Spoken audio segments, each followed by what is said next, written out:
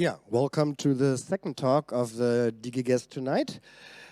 This talk is going to be in English because it's about a European initiative. It's about Reclaim Your Face. Ella will take over the main part. Ella works for EDRI. Hello, Ella. And she will explain why a ban of biometric mass surveillance is so important and what is the state of the laws at the moment and why do we support this initiative, and we'll have two short videos from Italy and from Bielefeld, and see what other organizations are doing, because the Reclaim Your Face campaign is, I don't know how many initiatives are in there. It's quite a few. 68. 68. Wow, that's quite a bit. Yes. But before we start, we do have the honor of a world premiere of a short film explaining what Reclaim Your Face is all about. It's an animation film by Alexander Lehmann, and the film will be available under CC licenses after this talk at Media CCC, Digital Courage, and the regular sources. I guess you know them. Okay, so let's watch the video first. Eh? At a time when injustice is growing, populists and racists are on the rise. As we are also trying to combat discrimination based on appearance and origin, the EU supports the research and use of technology that further intensifies these problems. Biometric mass surveillance systems. The hope associated with this is understandable. More security, more efficiency, less crime. But from a scientific point of view, it is not justified. Because every artificial intelligence has to be trained with selected data, so it always learns the unconscious biases of its programmers. In practice, they are self-reinforcing, fully automated, and incredibly fast. These people cause problems quite often. They need to be watched more closely. These people cause problems quite often. They need to be watched more closely. These people cause problems quite often. They need to be watched more closely. These people cause problems quite often. They need to be watched more closely. These people cause problems quite often. They need to be watched more closely. And if you are thinking, oh, that doesn't concern me, I have nothing to hide, it is worth looking at how this typically progresses. Even harmless-looking systems, which were initially intended only for convenient selective identification, are subsequently also used for large-scale monitoring. It makes sense. If the technology exists, it was expensive to purchase, and it can recognize suspects. Up until now, virtually every system that was potentially capable of surveillance has sooner or later been used for it.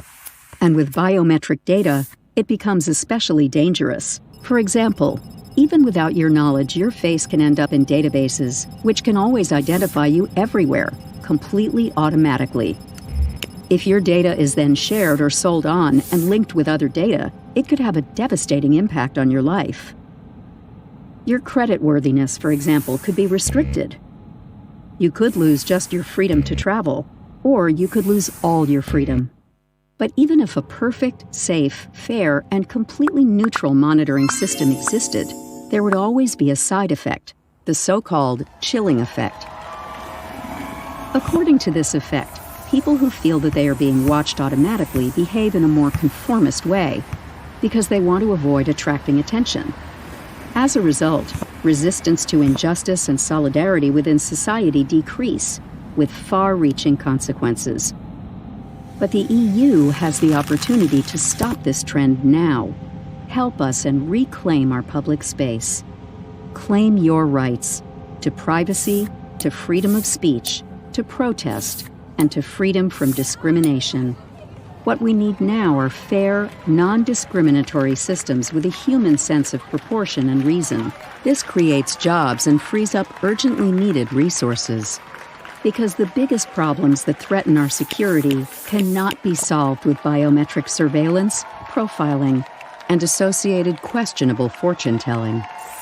On the contrary, these are an additional danger to our rule of law and our most important fundamental rights. So sign the European Citizens Initiative for a new law, for a ban on biometric mass surveillance. reclaimeyourface.eu.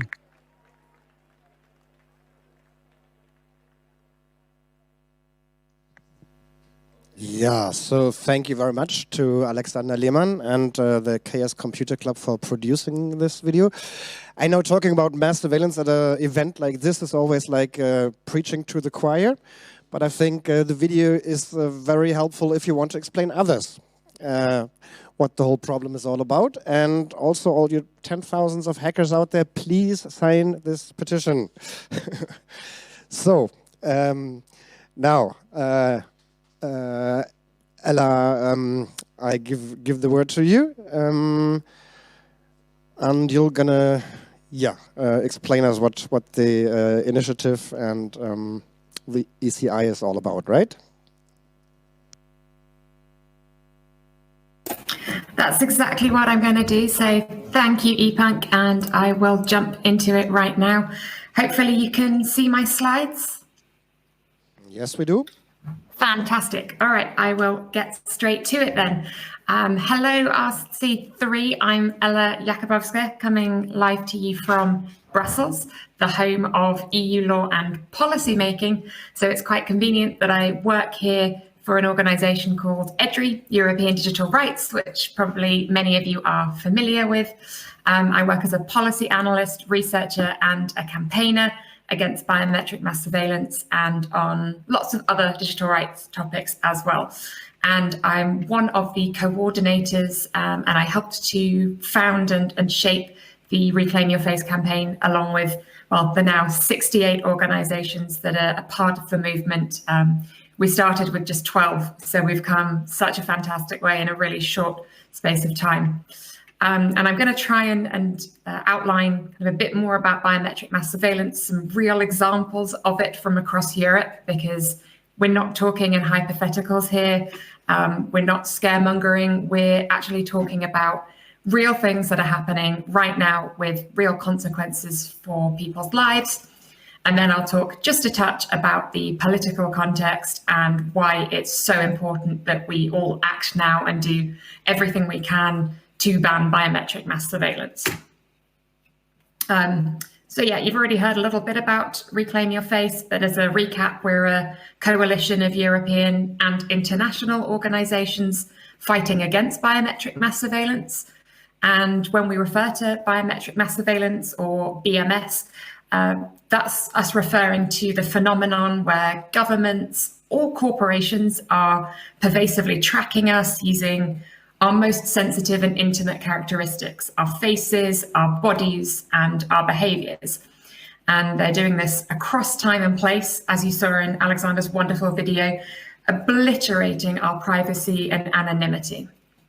And when we're talking about BMS, we're thinking very much about the use of these systems, these devices in our public and publicly accessible spaces, because if these systems are in use in those spaces, it stops us from having a free choice to participate in public life and in public services. And it's already happening across European public spaces like streets, parks, supermarkets, hospitals, college campuses, football stadiums, train stations, and much, much more.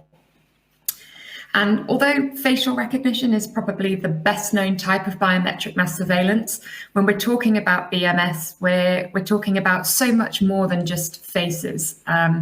We're talking about gait, which is the way people walk. We're talking about specific bits of people's faces. We're even seeing research being done that looks to uniquely identify people by their breath.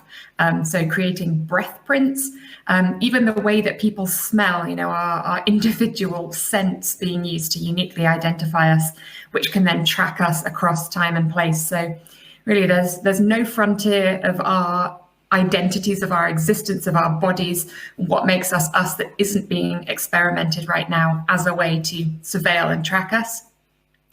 And we're seeing it being done through traditional CCTV cameras, but kind of CCTV on steroids, because sometimes there's smart technology, and you can't see right now, but I'm doing air quotes for smart, because it's not so smart after all, but these smart surveillance cameras, we're seeing biometric analytics being applied retrospectively, and we're seeing sensors often as part of, again, in inverted commas, smart city projects, where really what's being rolled out is widespread surveillance infrastructures. And this issue of permanently identifying us isn't the only issue in biometric mass surveillance, although, of course, this destruction of our anonymity and the chilling effect that comes with it is a huge issue. But also we're seeing these systems being used to analyze and judge us on the basis of how we look, whether that's putting us into boxes in order to sell to us because we look like somebody that might buy a particular product, or all the way through to deciding if we look like a security risk, if we look like a terrorist. And sometimes some of these systems even claim to know our emotions, what we're thinking, or how we're going to act in the future, based really on total junk science. So briefly, I'm just going to explore some of the facets that actually make up biometric mass surveillance and give some of those real examples that I talked about. So the kind of general monitoring use cases is one of the main methods of BMS that we're seeing across Europe. We're so worried about it, and it's not just us. We've got the UN's High Commissioner for Human Rights, and several UN special rapporteurs have spoken out about what a risk it poses to people's rights, how it can threaten journalists and their ability to speak to sources, how it can threaten human rights defenders and stop them from doing their work. And that's actually led the UN High Commissioner for Human Rights to say that it should be banned, these BMS practices. In Europe, we've seen this kind of general monitoring being used against people who are expressing their legitimate right to protest at a minimum in Slovenia, Germany, Sweden, the UK and Serbia. But we have suspicions that it's even broader than this. But often it's so hard to get information about what's actually happening because it gets hidden and buried.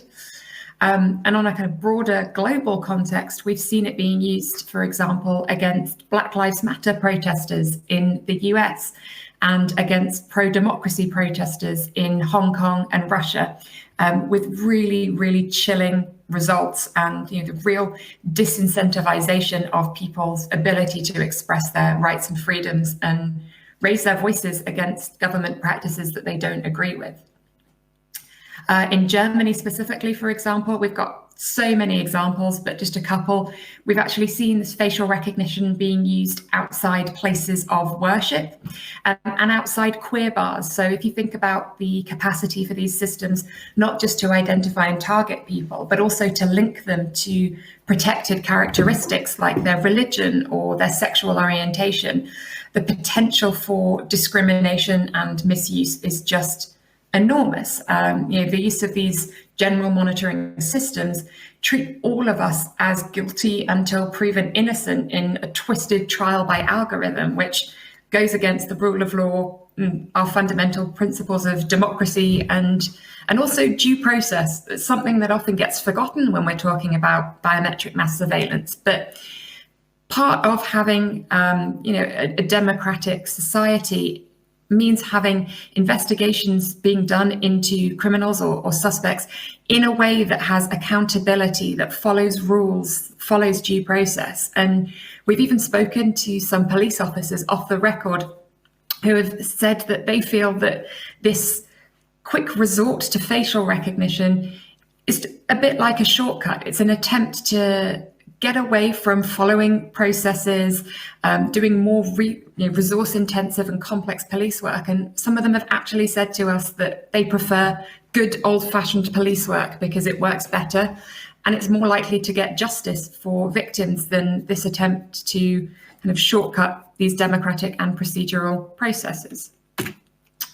Another facet that's often linked to biometric mass surveillance and that we saw in the video at the beginning is this issue of predictive policing and how kind of discriminatory patterns of who gets targeted for police intervention, who gets stopped and searched, and how that then gets encoded and amplified as multiple systems across policing, but often also linked with social services and welfare systems, and how it really amplifies and concretizes these discriminatory patterns. So yeah, we're not just talking here about bias in the sense that facial recognition and other biometric systems are less accurate for people of color, although we know that they are, and we know that the more that biometric systems are used in our society, the more of a risk there is for certain people to be pushed out.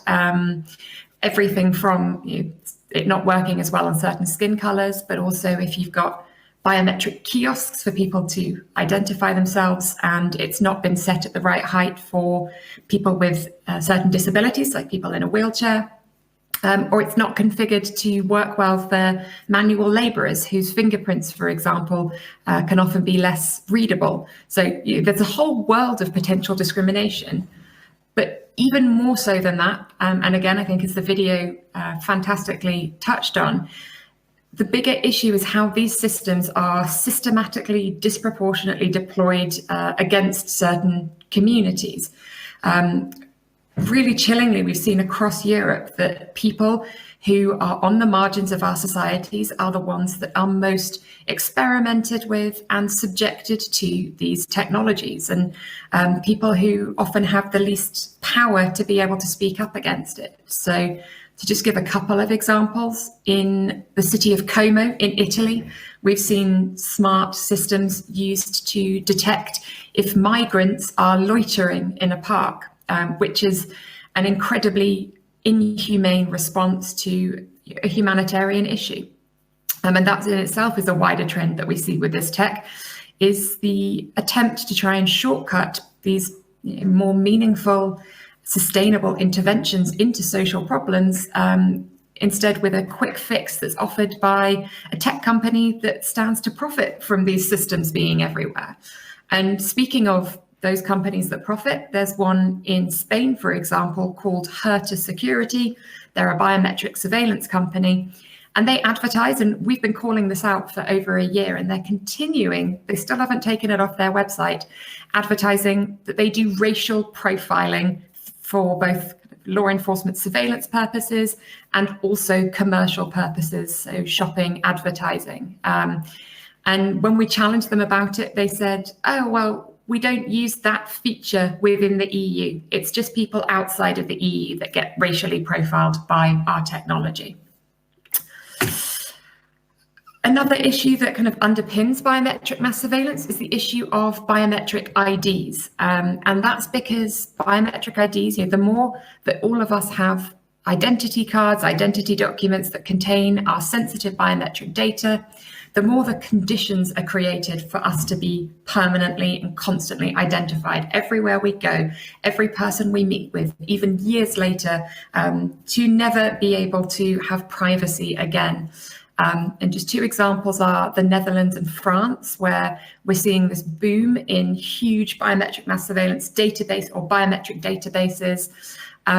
And we've seen in some of these databases a systemic inclusion of people who've never been convicted, being put in these criminal or kind of quasi-criminal databases. So what we were saying earlier about these systems treating people as criminals is exactly what we're seeing in practice. Poland is another good example where some research that we commissioned earlier this year showed that biometric identity cards, which were rolled out even for children as young as 12, on using the justification of national security, that's what the government said when they brought these cards in, have only ever been used for access to services. So again, we're seeing this trend of how national security and keeping people safe is used as the excuse. And in reality, our ability to take part in public life, our ability to access welfare or other services is actually what is being controlled here. We then have border biometrics, and for me, this is one of the most harrowing and dystopian examples that we come across, because we're seeing EU member states and the EU itself using public money to conduct biometric surveillance experiments against people on the move, so often people seeking asylum.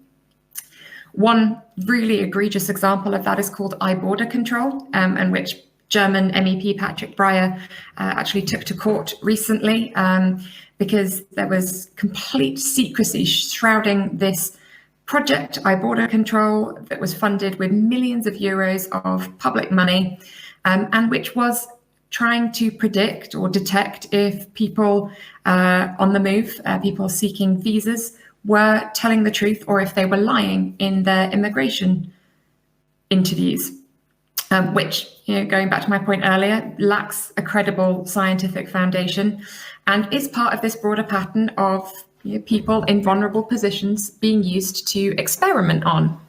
And another related story broke just a few days ago, just before Christmas, about the Centaur project, which is another partially EU-funded project in Greek refugee camps. So against people who are in incredibly vulnerable situations. And they're rolling out these systems, which include a lot of biometric surveillance for identifying threats. So rather than investing in the sorts of resources and help that these people who are in these already really punitive situations are in, they're just investing in yet more technology to further punish people at the edges of Europe. And then kind of my last case study is around social media and other online scraping. And that's because this is one of the final puzzle pieces in how we're seeing biometric mass surveillance explode across Europe. And this is where most of us, many of us, are having our faces scraped from our social media profiles. Even if we're not on them, we've seen people being scraped from their friends' social media profiles, if they're in the background of a photo, for example. Creating these vast databases that are not compatible with EU data protection law, but that hasn't stopped companies like Clearview AI from creating these databases and selling their services. We know that Clearview AI is used by several EU police forces, and some of the Reclaim Your Face coalition has been fighting back against that, raising complaints and trying to take action. We've also got PIM-Eyes, which is a bit like Clearview AI, except it's able to be used by individuals. Out the potential for stalkers, for harassment. If any random person on the street, when you walk down, when you sit in a coffee shop, can identify you and find out personal information about you, it's really scary. And then other kind of online scraping that biometric mass surveillance connects to. We see an example such as a company called Cognaware in Czechia, which is a company that offers a service called Insights, Cognaware Insights. And we know it's being sold or is kind of in use by the Czech police. And although we don't know exactly what functionality the Czech police are using through that Cognaware Insights, it is a facial recognition system. And the company on their website advertised that they can connect people using facial recognition, not just to that person's identity, but also to information about that person's colleagues, the meetings they've been to, where they've driven, their predicted emotions, all sorts of incredibly invasive information about people. So without wanting to be too doom and gloom, hope is not lost. There is so much that we can do about this. We've established why biometric mass surveillance is a problem. And so being a bit more hopeful, I want to share a little bit about how we're taking action and fighting back. And that's where the Reclaim Your Face coalition of all these organizations comes in, tirelessly investigating, taking companies and governments to court, doing research, analysis, organizing all sorts of manifestations and public events, and organizing across different social justice and human rights groups to try and take. So this is just a tiny snippet because we've got this big coalition who have all been engaged in so many acts of resistance, but just to show a couple of them, we've got Digitale Vrijheid, who did this fantastic demonstration with their camera heads, kind of trying to highlight the problem.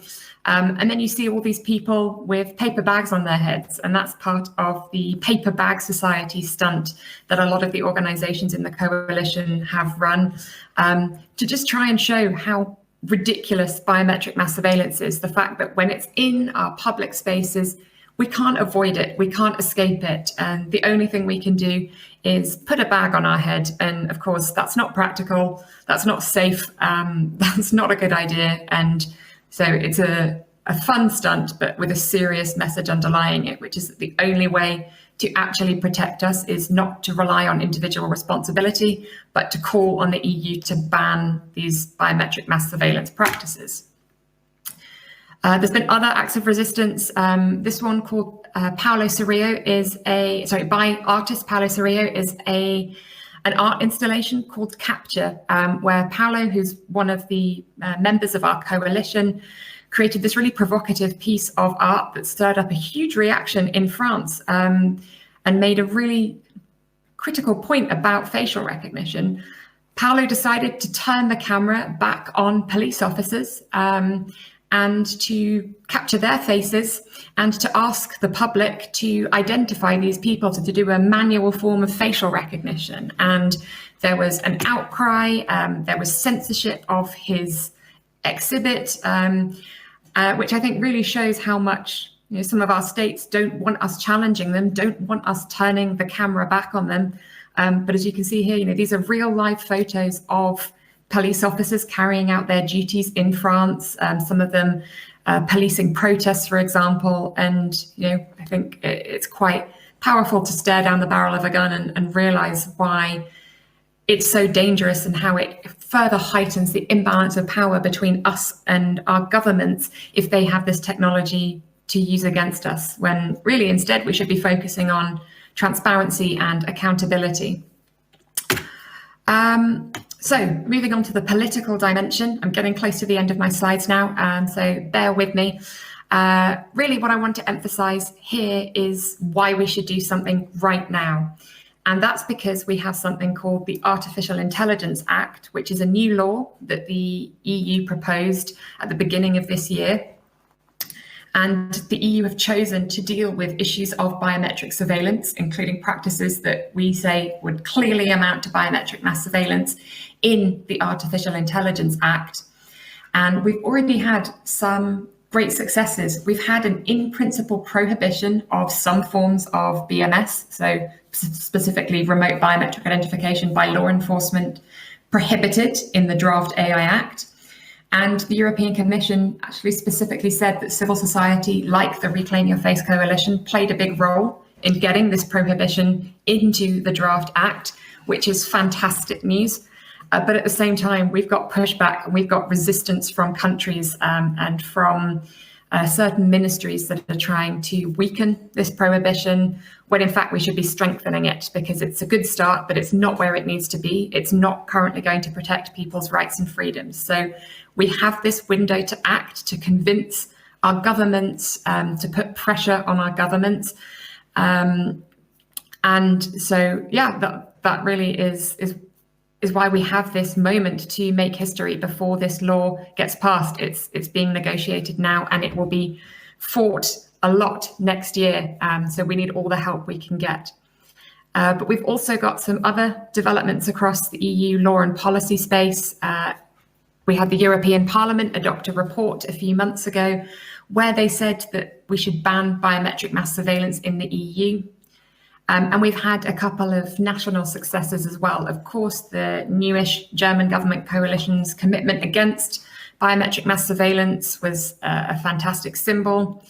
Italy has also had a symbolic moratorium on facial recognition, and biometric mass surveillance laws that were being introduced in Portugal and Serbia have both been scrapped. So there's a lot of reasons to be hopeful and a lot of momentum, but this is also a crucial time for us to be able to make a difference. So one of the major ways that we are trying to do this, and where we need your help, is with our European Citizens Initiative, also known as an ECI. And an ECI is kind of somewhere between a petition and voting. So it's actually an official legal instrument for participatory democracy in EU laws and policies. So it's created by the EU, it's given to citizens by the EU. And if you succeed in your ECI, so that means you get 1 million signatures and reach a minimum threshold in 7 countries, then the EU has to put your topic on the political agenda. You go and you meet with the European Commission, there can be a debate in the Parliament. You're really kind of showing the EU and making sure that they take notice of your topic. So in our case, biometric mass surveillance. So by running an ECI, which we've been doing throughout this year, we have a chance to push and encourage national governments and the EU to ban biometric mass surveillance, which will make a difference not just for now, but for future generations. And it's an expression of solidarity for all those that can't participate, because it is limited to EU citizens. Whereas a lot of the people, as I've already explained, that are affected by biometric mass surveillance are actually people who are not EU citizens. So people that are most harmed are the ones that need us, those of us that can, to raise our voices. And the ECI is a fantastic way to raise your voice. So what about, our ECI specifically? We have it online. You can also sign on paper. It's been running for most of this year. People can sign it in 15 European languages. And we also have resources in some other dialects, for example, Romani dialect, but you can only sign the ECI in an official EU language, but it's all on our website. And in case you're wondering how we're doing so far, these are our top 7 countries in terms of those that are closest to reaching the threshold that we need of signatures to succeed in our ECI. And we still have about 7 months to go. So a huge well done to Germany and to all the organizations that have been campaigning so hard in Germany for Reclaim Your Face, because it's thanks to them that we're at almost 43% of our threshold for Germany. But we do have a big way to go. Overall, we have just under 65,000 signatures and we need 1 million. So we really do need your help. We've got all our evidence is here, we've got our arguments, but we need to get the message out and we need to convince people beyond our kind of privacy and data protection space, and get our grandmas and our uncles and our cousins and the person that runs the shop down our road equally convinced about why this is a problem and why we need to act. And signing the ECI is one really easy way that people can do that.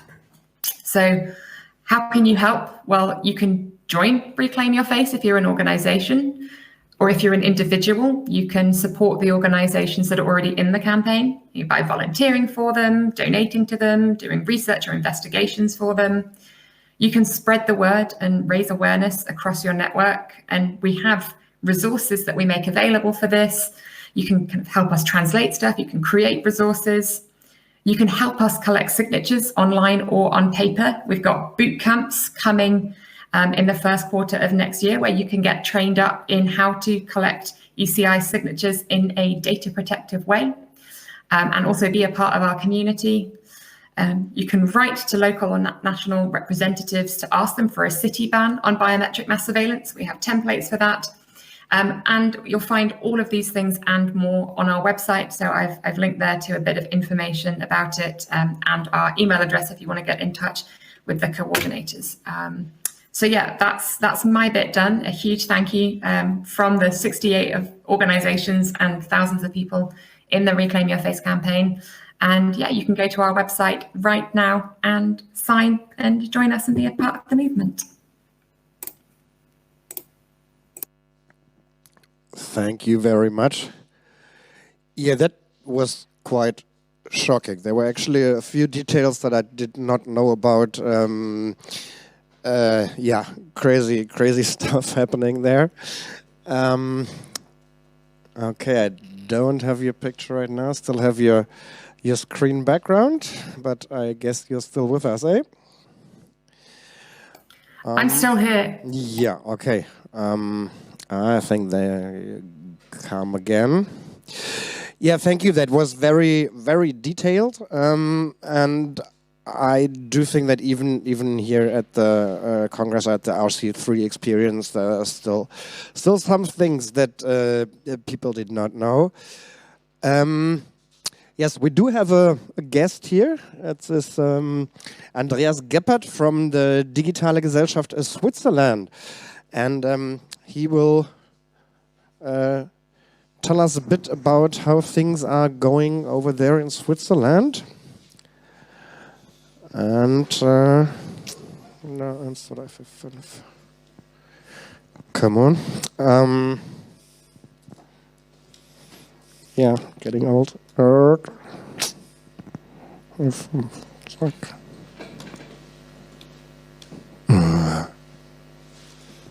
Okay, sorry. Something is definitely not happening here. Yeah. Come on. Oh, there we go. Okay, yeah, so welcome Andreas Geppert from Digitale Gesellschaft Switzerland, and back in a minute. Thank you, Ipang. Yeah, I'd like to give you a quick overview on the Swiss perspective, what Reclaim Your Face is doing in Switzerland. So in Switzerland, the situation is so that face recognition and biometric identification are not allowed. There's no, in the sense, there's no legal basis currently that would allow police or law enforcement to do it, but it's also not forbidden. So it's a bit unclear what the situation actually is, and that allows police departments, for example, to experiment with it. We know that it has been used on an experimental basis, and of course these experiments tend to turn into regular practice, and that's something we want to avoid. To that end, Digitale Gesellschaft Switzerland has joined Reclaim Your Face early on, with a view to achieve a ban of biometric mass surveillance and face recognition also in Switzerland. DigiGest is also part of the ECA right from the beginning. So you might ask, as Ella has mentioned, it's an EU thing. You might know that Switzerland is not part of the EU. So why are we a part of the ECI? Actually, you don't have to be a EU resident. If you are a citizen, if you have a citizenship of an EU country, you are entitled to sign. And so what we do, we collect signatures among the EU citizens living in Switzerland. So Swiss residents, but EU citizens. Additionally, we are encouraging people to sign via various channels. So in addition to blog posts, for example, or newsletters, these are our winter congress, where we reach typically a couple of hundred people. For example, in this year's winter congress in February, we had a talk and a podium, and there will be presentations on Reclaim Your Face and the ECI in next year's winter congress as well. Also, we had recently a roundtable, a Stammtisch in German, in November 21, also about face recognition and Reclaim Your Face. In addition, we have on a national level, we have a Reclaim Your Face collaboration with other partners, namely Algorithm Watch Switzerland and the Swiss section of Amnesty International. Algorithm Watch and AI are both partners of Reclaim Your Face and as well. And this alliance has started a national campaign, namely a petition in November 2021. It's called, in German, it's called Grundrechte schützen, Gesichtserkennung stoppen. So the aim is a ban of biometric mass surveillance and face recognition in Switzerland.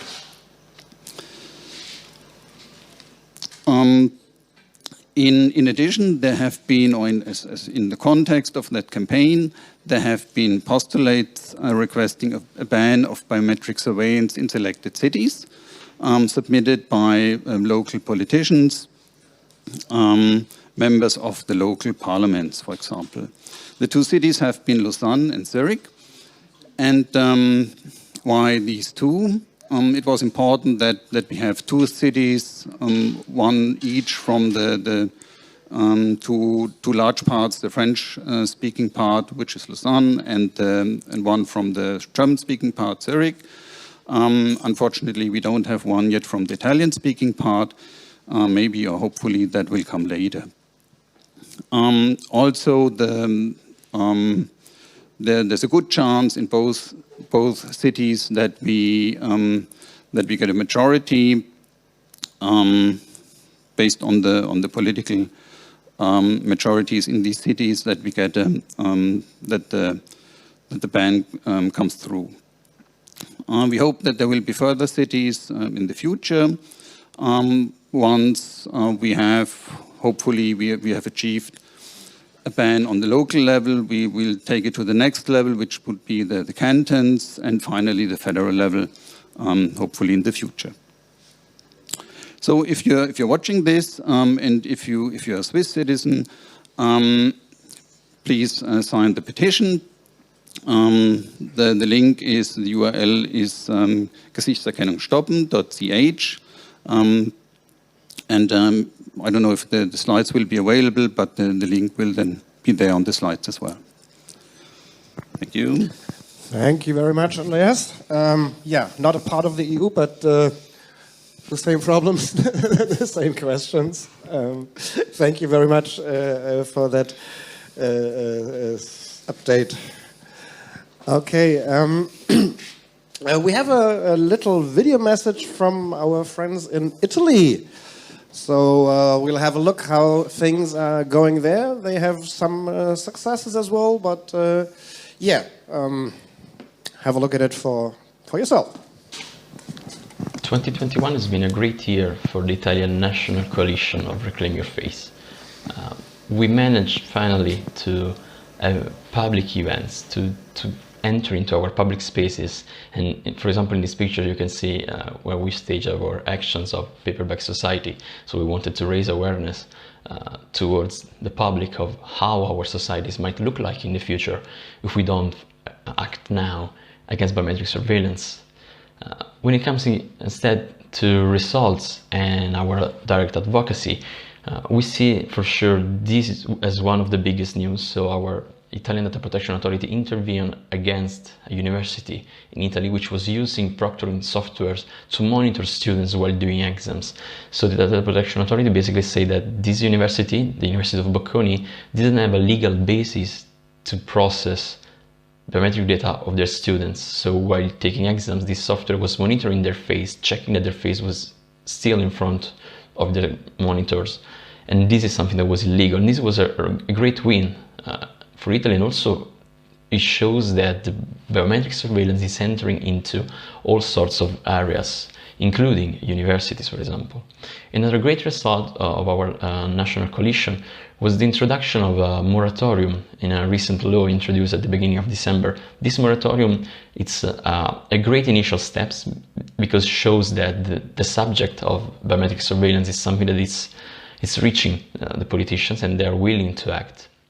However, this temporary ban has some caveats, huge caveats. For example, this law doesn't include systems such as those developed by ClearView. At the same time, the good news is that this temporary ban applies to all private sorts of entities and also some public authorities. It's going on until December 2023, and it applies to video surveillance systems that use facial recognition technologies in public spaces and public accessible spaces. So this means, for example, sports centers, shopping malls, public transports, all these sorts of areas of public spaces won't be under the monitoring of this kind of facial recognition technologies. At the same time, there are two major drawbacks from this law, which is, the first one is that the police can use this kind of technologies subject to a case-by-case approval by the Italian Data Protection Authority. The other one is that judicial authorities and public prosecutors instead, they can do whatever they want. So basically they are exempted from any sorts of preemptive control. And these two exemptions are quite worrisome from our perspective. Another activity that we did as the Hermes Center in Italy, that I did together with my colleague Laura Carrer, was a research regarding the use and collection of biometric data belonging to migrants.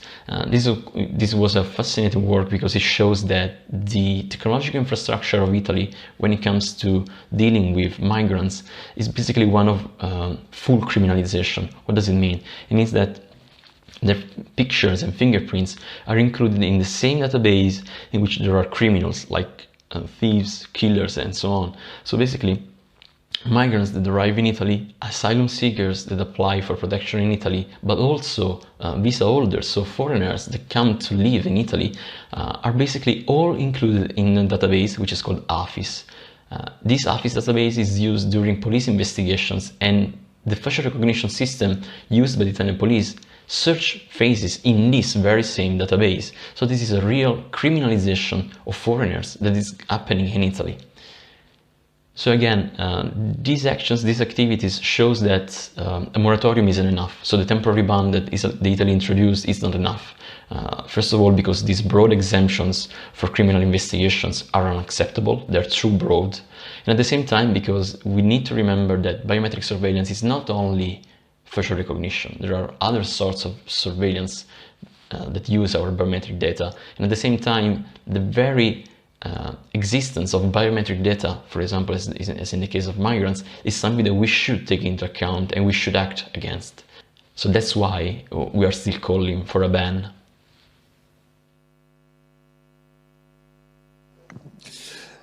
Yes, thank you, Riccardo from Italy. Usually we do some kind of... Hello, RC3, okay. And we go directly to Bielefeld. I work with Digital Courage as a campaigner. I'm happy to be partner on the Reclaim Your Face team and work towards a ban on facial recognition and other forms of biometric mass surveillance with this amazing team. Campaigning during the pandemic has been quite challenging for us because we couldn't organize as many in-person events as we would normally like to do. However, this summer when I got to speak at Untalba in Berlin, that was one of the highlights because it allowed us to engage with people in person, to have conversations with other activists that want to strive for a more healthy democracy, and see that a lot of them would support our demand for a ban of biometric mass surveillance. At other times, we would choose more indirect forms of communication to get the word out.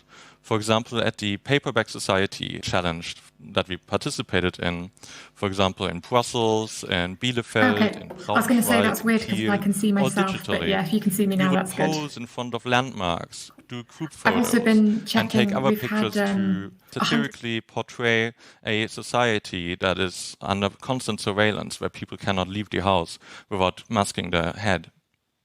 Together with the E3 network, we also contacted members of the European Parliament to tell them that we are closely watching how they are regulating artificial intelligence in their upcoming AI Act.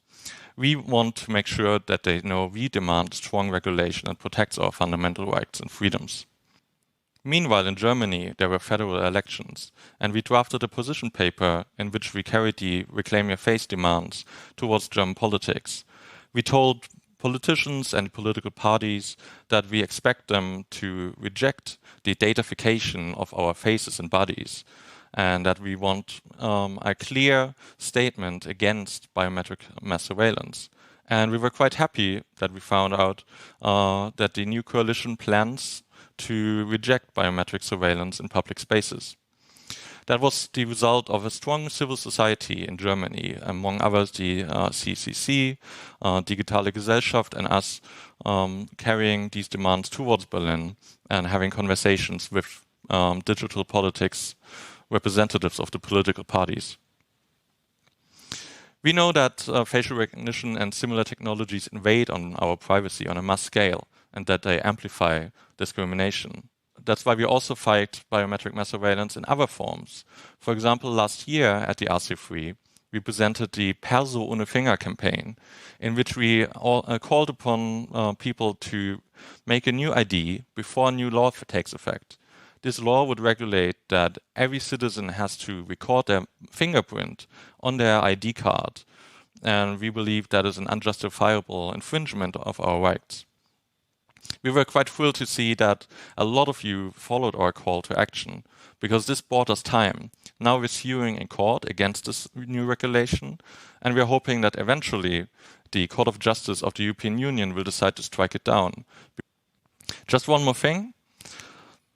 If we want to get the European Commission and member states to respect our rights and follow suit on our demands, we need to work together. So please join us and sign the Reclaim Your Face ECI and tell everyone about it if you haven't done that already.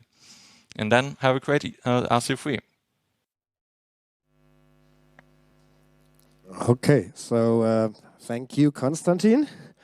Welcome back, Ella. We only have a few minutes, so we'll try to answer some questions from our online audience. And the first one I can answer myself. The introduction video, it is available in 3 languages. It is in German, in English, and in Italian. And if you know some sound engineers and speakers or whatever, there's always a possibility to produce another language. Also, there are, I think right now we are at 12 languages in subtitles. So I hope one of the languages is understandable for you. And if there's a language missing, you can still get in touch with the producers of this video and do a subtitle in your language. The second question was, how do I mess with cameras the best? Is there a possibility to hide from biometric cameras? I know that the masks alone are not enough anymore. Ella, can you give us some tips on staying anonymous in public? For sure. And yeah, you're totally right about the masks. Actually, there's one company in particular that got a seal of excellence from the European Commission during the pandemic for making their facial recognition 5 times more accurate during the pandemic with people wearing masks, because they invested in being able to identify people just from that little strip of their face. So yeah, a mask is no longer going to cut it. We've seen some awesome acts of kind of resistance and camouflage against these surveillance cameras. There's a project called CV Dazzle by some activists and artists where people have experimented with using hairstyles, face paint, contouring, kind of dramatic makeup as a way to fool the cameras, so that can work. There are some people who've developed either sunglasses that have lights in them that kind of scramble the cameras, and also fabrics like scarves that you can wear around your neck and your head that will actually also mess with the cameras. We've also done some of our own research into messing with the cameras. We created a face mask for the Reclaim Your Face campaign, which we gave to people that donated to help us with our fight. And that also had a pattern in it that would scramble some facial recognition algorithms. But the big issue here is that these systems are constantly under development. They're constantly being improved. A lot of them are not publicly available, the kind of systems. So it's really, really hard to have a method of resistance that's going to work against all the different types of biometric mass surveillance. And so really that's why we say we need a legal ban, because as an individual, there are things you can do. But this is a political question. Unless you're going to put a paper bag on your head or take yourself out of society, really, we need to stop this being done, tackle it at the root. And that's why we have the ECI, which calls for a law that will protect us. Yes, I think the next speaker here at CBase, she will try to hide herself behind makeup. That could be interesting. One more question was, are these issues also tackled on a more international level, like at the United Nations? So like a worldwide ban on surveillance? Absolutely. There's actually a coalition that we're a part of called Ban Biometric Surveillance, or Ban BS. And that's a coalition of over 200 organizations globally campaigning for the same thing. And different organizations are working in different fora. So there are discussions happening at the United Nations. We have some special rapporteurs that we're working with who are kind of some of the human rights experts of the United Nations who've already been speaking out against biometric mass surveillance, and we're hoping to do more with them.